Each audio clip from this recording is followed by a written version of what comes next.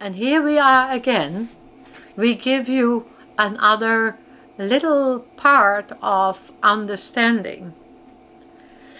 You know, when you look around you and you see during this time, this 2010, where you are going to see such a mass disappearance of people.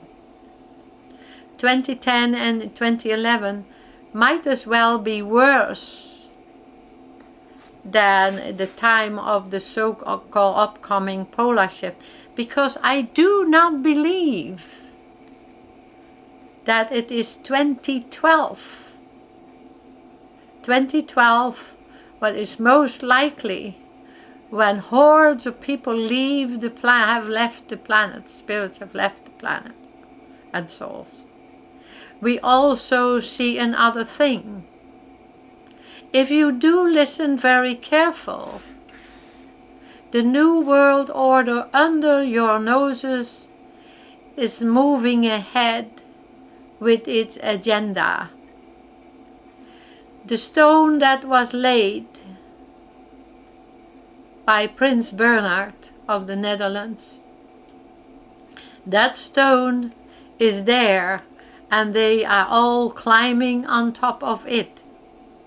Eventually you will have only maybe one, maybe 3 controllers of the planet, maybe 4. How about if I did tell you it was 4? Every section of the planet had a controller. One for Euro, one for Australia and New Zealand.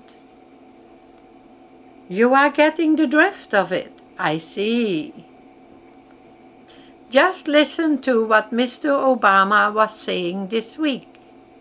The changes that were being implemented were, shall we say, said to move ahead.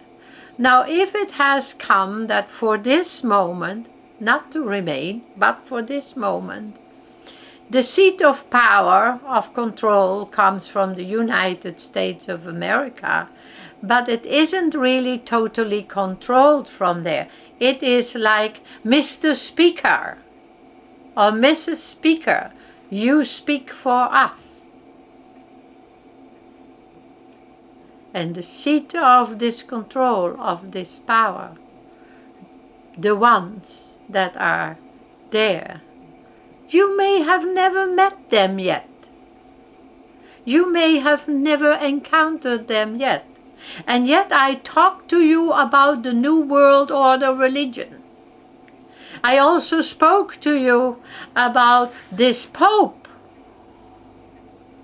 making announcements about there was no real true Christianity. Because this Pope, now with so many pieces of evidence in the world forcing itself to the surface, wants to hang on to its supreme power. Because your religious control from the gods who control Vatican and whatever else that branched off will maintain their seat. And not too long from now. As I told you, the nuns of old all wore Burkas, didn't they? And the men all wore black dresses, didn't they? Well, I have news for you. Today is a day of thought for all of you. And then when I come back this week, let us see if you have come to the realization. Some of you will be angry. Some of you will cry and be bitter. Many of you will smile and say, I understand. Some professors who have spoken to me about my book, In the Know, say it was brilliant, and yet there is another part coming out soon to In the Know, the follow-up, In the Know number 2. I am saying to you, wherever you are, it is your time. The power is with you. Don't dilute it and throw it away or give it away.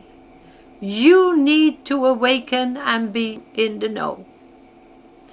No, it is not Russia that's in the back room. Russia is also very much alive and becoming more forward. China is also very, very powerful and coming forward. As he said, socialism. No, what now is taking place in China is materialism, because socialism takes care of the elderly and the sick.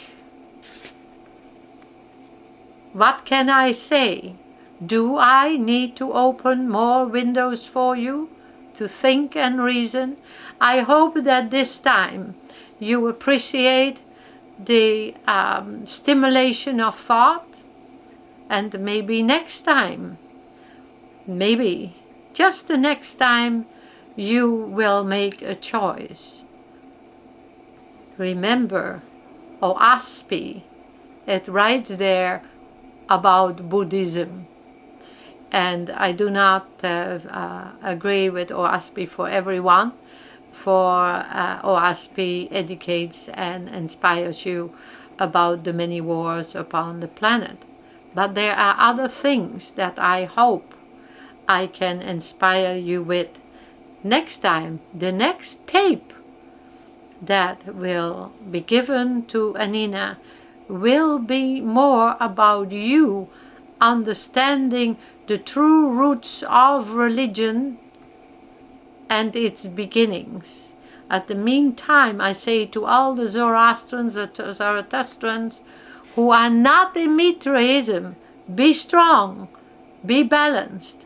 And of course, remember that the Hindus from India were a break-off also from your Zoroastrian, and so were the Vedas. You were all in one alignment at one time. I hope you seek that alignment again soon. Not as a religion, but as a wisdom. Goodbye.